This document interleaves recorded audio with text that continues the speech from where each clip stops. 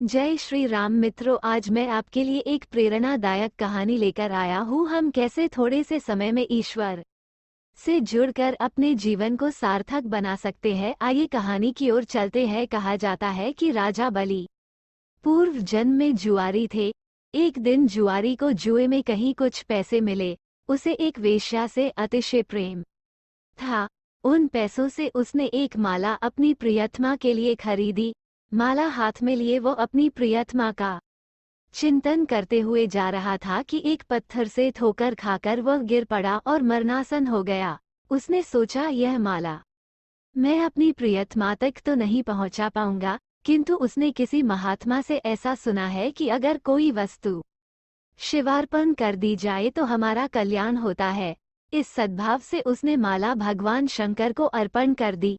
मरने पर यमराज के दूत उसे यमराज के पास ले गए। यमराज ने चित्रगुप्त से जुआरी के पाप पुण्य का हिसाब पूछा तो चित्रगुप्त ने कहा, प्रभो, ये तो जन्म जन्मांतर का पापी है। बस थोड़ी देर पहले इसने एक वेश्या के लिए खरीदी हुई माला भगवान शंकर को अर्पित की है, यही इसका पुण्य है।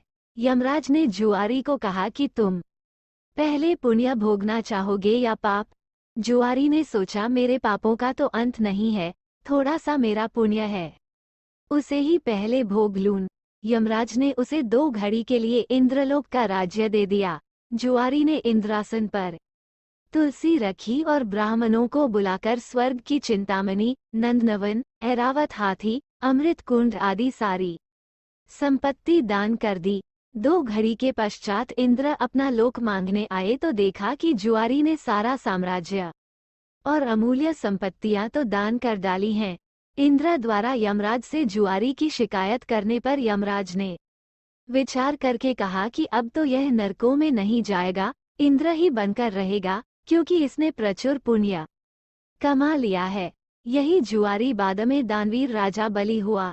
इस प्रसंग से हमें ये शिक्षा मिलती है कि यद्यपि जुआरी ने अपनी प्रियतमा वेश्या को सौंपी जाने वाली माला मृत्यु के समय भगवान शिव को अर्पण कर दी थी, किंतु भगवान ने श्रीमद् भगवद गीता के 9वें अध्याय के 26वें श्लोक के भाव के अनुसार, जो कोई भक्त मेरे लिए प्रेम से पत्र, पुष्प, फल, जल आदि अर्पण करता है, उस शुद्ध बुद्धि निष्काम प्रेमी भक्त का प्रेम पूर्वक अर्पण किया हुआ वो पत्र पुष्प आदि में सगुण रूप से प्रकट होकर प्रीति सहित खाता हूँ।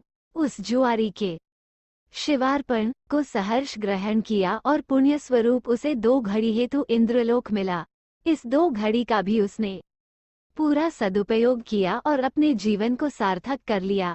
ऐसे ही व्यक्ति चाहे तो थोड़े समय में भी स्वयं को भगवान को अर्पण करके अपना उद्धार कर सकता है।